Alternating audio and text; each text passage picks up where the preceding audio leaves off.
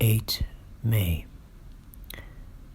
I began to fear as I wrote in this book that I was getting too diffuse. But now I am glad that I went into detail from the first, for there is something so strange about this place and all in it that I cannot but feel uneasy. I wish I were safe out of it, or that I had never come. It may be that this strange night existence is telling on me, but would that were all. If there were anyone to talk to, I could bear it, but there is no one. I have only the Count to speak with, and he.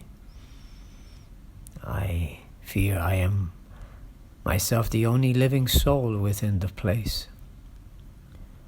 Let me be prosaic so far as facts can be. It will help me to bear up, and imagination must not run riot with me. If it does, I am lost. Let me say at once how I stand, or seem to. I only slept a few hours when I went to bed, and feeling that I could not sleep any more, got up. I had hung my shaving glass by the window and was just beginning to shave.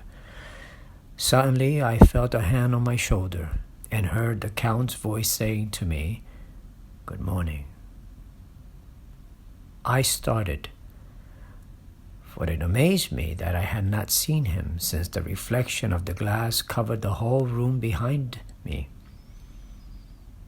In starting, I had cut myself slightly, but did not notice it at the moment. Having answered the Count's salutation, I turned to the glass again to see how I had been mistaken. This time, there could be no error, for the man was close to me, and I could see him over my shoulder. But there was no reflection of him in the mirror. The whole room behind me was displayed, but there was no sign of a man in it, except myself. This was startling, and coming on the top of so many strange things, was beginning to increase that vague feeling of uneasiness which I always have when the Count is near. But at the instant I saw that the cut had bled a little and the blood was trickling over my chin, I laid down the razor, turning as I did so half round so to look for some sticking plaster. When the Count saw my face, his eyes blazed with a sort of demonic fury, and he suddenly made a grab at my throat. I drew away, and his hand touched the string of beads which held the crucifix. It made an instant change in him, for the fury passed so quickly that I could hardly believe that it was ever there. "Take care," he said. "Take care how you cut yourself.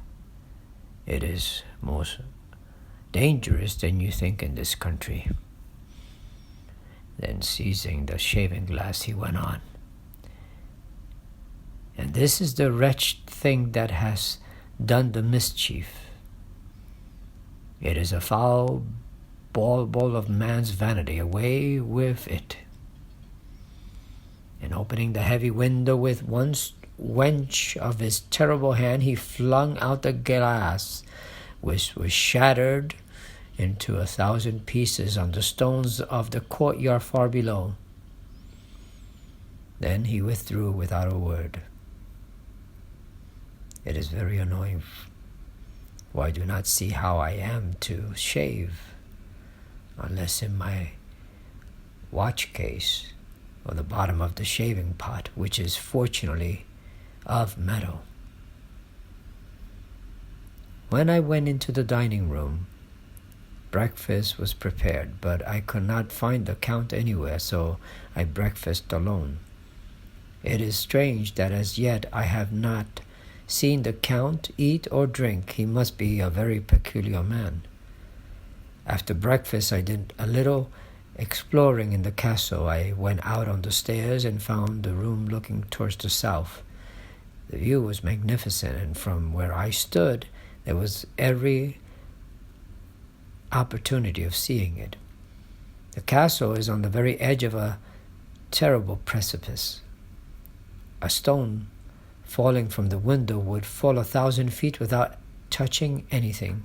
As far as the eye can reach is a sea of green tree tops, with occasionally a deep rift where there is a chasm.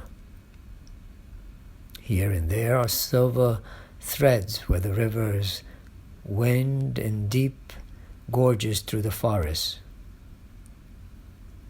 But I am not in heart to describe beauty, for when I had seen the view, I explored further. Doors, doors, doors everywhere, and all locked and bolted. In no place save from the windows and the castle walls is there an available exit. The castle is a veritable prison, and I am a prisoner.